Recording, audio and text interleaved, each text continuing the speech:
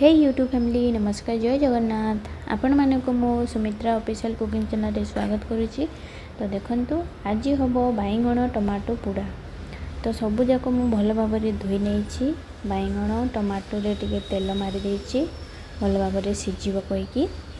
तो देखंतु मु गैस रे बसई देलेनी। गैस रे बसई सारला परे आगुरु मो भात भी बसई देछि। भात भी हे आसिलानी देखंतु भात हे आसिलानी। तापर देखंतु बैगण टमाटो जो बसई थी सेटा भी हे आसिलानी ताको मु उल्टे देछि एबे।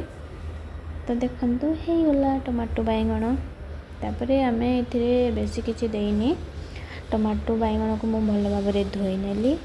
तापर ता छिलका सब काढ़ी देली आ सेथिरे मु देइथिली धनिया पत्र कंचा लंका आ लूण सेतिकी ही देइथिली आ बेसी किछि देइ नै।